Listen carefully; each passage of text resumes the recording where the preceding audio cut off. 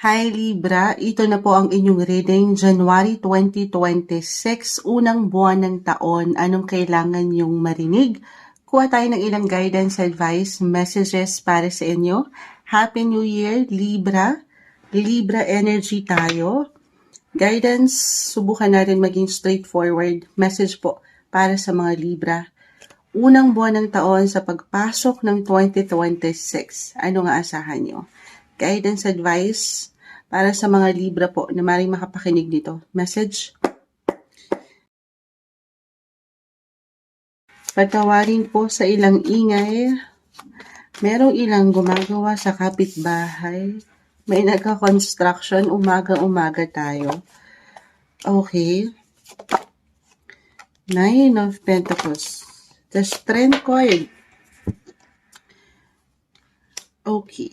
So, meron akong umangat po ang practicality, money, making opportunities,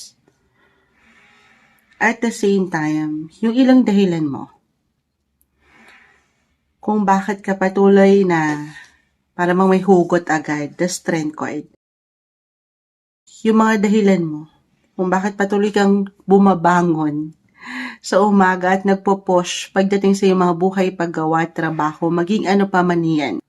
Unang buwan ng taon, pinagsaset kayo ng intentions, ng inyong mga New Year's resolutions ngayon pa lang, ng inyong mga baraha, bumuo daw kayo ng pundasyon. Gaano man kaliit, kalaki ito, unti-untiin, ano ba yung mga gusto nyo pang ma-reach or ma-achieve in the long run? Or yung meron pang long term, syempre pa, hold your vision. Huwag kayong pangunahan ng kung ano mang pangamba o pakiramdam na baka hindi na, wala na. Meron akong nakikitang, of course, pag-asa, guys. Patuloy kayong merong progreso. Hindi nyo pa man ito maramdaman totally, pero umaangat yung pagiging leader-like, entrepreneur, boss-like energy. Andito ang lakas. Maaring para sa ilan, ito kusang umaangat sa inyong mga kahit sa simpleng pakiramdam. Kumbaga, work kung work, practicality, parang nagiging realistic yung energy, eyes on the prize. Meron kayong ilang goal eh. Meron kayong gusto makitang resulta na ang ganda. Claim natin, the Strength card umangat na. You will have that extra energy para mas higit yung magampanan yung ilang obligations. Lalo pa kung kusa talaga itong aangat this month. First month of the year, yung sense of responsibility na parang kailangan meron kayong magawa. Meron kayong something matapos, masimulan. Yes, kasi andito nga rin ang inyong mga dahilan. Ano yung dahilan? Of course, yung pagpo-provide para sa mga mahal mo, mahalaga sa'yo. Sinong mga lakas mo? Sino bang lakas mo? Sino yung, well, at the same time, kalakasan at kahinaan? Maging handa ka.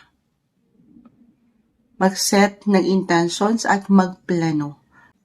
Hold your vision. I see long-term opportunities, positive possibilities para sa inyo, especially po pagdating sa inyong mga career or mga ambition na gusto nyo pang ma-reach talaga. Yan ay pwede nyong mapanindigan, mapanghawakan yung consistency. Or maybe yun na yung pinaka-advice. Dream, believe, survive na naman ng atake natin dito. Starstruck. Walang imposible, guys. Papunta na kayo doon. Sa resulta, yung bunga. Another reminder lamang po na yung bunga, yung resulta na aking nabanggit, of course, at the end of the day, ay wala po sa mga baraha, okay? Sa huli, everything's still up to you. It will be up to you. Sa patuloy na aksyon, desisyon na yung gagawin. Patuloy ka lang mag-show up, mag-showcase ng iyong natural na kakayanan sa showtime. Ayan, patuloy mong haharapin, gawin. Patuloy kang maging motivated, inspired sa bawat aksyon, desisyon, at yan po ay pwedeng magdala sa'yo sa higit mong ikatatagumpay. Hindi lang ngayong buwan, pero sa mga susunod na yugto na ito ng iyong buhay. Or maybe kaya umangat si the Strength card, pahinga sa inyong mga paraan, magpalakas, healing, I see healing, emotional healing, pagdating sa inyong mga buhay tahanan, pamilya, or meron kang gustong makitang ganda, or kagalingan, or meron kang kailangan ayusin or i-priority rin pagdating sa inyong mga buhay tahanan para sa higit na ika-comfort, ika-secure, or ika-tatatag ng mga mahal mo at mahalaga sa'yo. Ito yung umaangat na guidance advice messages para sa inyo. Unang buwan ng taon, January 2026, Libra.